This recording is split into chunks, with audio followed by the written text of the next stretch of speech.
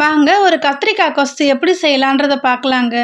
நல்லா 100 சிறுபருப்பு எடுத்து வறுத்துட்டு, கழுவி 2 விசில் விட்டுருக்கேங்க குக்கரில் வச்சு. அது விசில் வரட்டுங்க. அதுக்குள்ளே ஒரு 4 வெங்காயங்க, நல்லா பட்டை பட்டையாக அரிஞ்சு வச்சுருக்கேங்க. ஒரு 3 தக்காளி மீடியமாக அரிஞ்சிக்கோங்க. 3 பச்சை மிளகா, கொஞ்சம் கருவேப்பிலை, 4 கத்திரிக்காய்ங்க. அது நல்லா பெருசு இல்லாமல் சின்னது இல்லாமல் அரிஞ்சிருக்காங்க. குக்கர் விசில் வந்து முடிச்ச உடனே அதை குக்கரை திறந்துட்டு, அதுலேயே அரிஞ்சதில் பாதி வெங்காயம், 3 பச்சை மிளகா, அரிஞ்சதில் பாதி தக்காளி எல்லாமே சேர்த்துக்கோங்க. மீதி வதக்கிறதுக்கு வேணுங்க.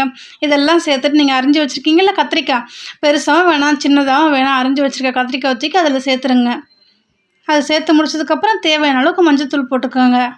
தேவையான அளவு தண்ணி ஊற்றிக்கோங்க. ரொம்ப தண்ணி இருந்துச்சுன்னா கொதிச்சா டேஸ்ட்டு மாறிடுங்க. கொஞ்சமாக கொதிச்சா போதுங்க கொஸ்து. மூடி விசில் விட்டுருங்க. 2 விசில் வரட்டுங்க. 2 விசில் வந்து முடிஞ்ச உடனே அந்த குக்கரை திறந்துட்டு கிளறெல்லாம் விடாதீங்க. சும்மா ஒன்று இலக்கி விட்டால் போதுங்க. இதை எதுவும் பண்ணாதீங்க. பாத்திரம் வச்சுட்டு எண்ணெய் காஞ்ச உடனே கடுகு போடுங்க. கடுகு நல்லா வெடித்து வரட்டுங்க. கடுகு வெடித்து வந்த உடனே கொஞ்சமாக சீரகம் சேர்த்துக்கோங்க. சீரகமும் பொரிஞ்சு வந்துட்டோங்க. சீரகம் பொரிஞ்சு வந்த உடனே நீங்கள் கொஞ்சமாக கருவேப்பிலை சேர்த்துக்கோங்க. இந்த கருவேப்பிலை, கடுகு, சீரகம் இதெல்லாம் அந்த வெடிக்கிற பொரியிற சவுண்டே ஒரு தனி ஒரு ரசனைங்க அதெல்லாம். அதுக்கப்புறம் எடுத்து வச்சுருக்க பாதி வெங்காயத்தை போட்டுக்கோங்க. அது நல்லா கண்ணாடி பதம் வதக்கிக்கோங்க. கண்ணாடி பதம் வந்தோடனே மீதி இருக்கிற தக்காளியை போட்டுக்கோங்க. உப்பு இப்போ சேர்க்க வேண்டாங்க. போட்டு கொஞ்சமாக கருவேப்பிலை சேர்த்து நல்லா இதை கிளறி வதக்கி விட்டுருங்க. தக்காளி பாருங்கள் நைஸாக வெந்து வந்துருச்சுங்க.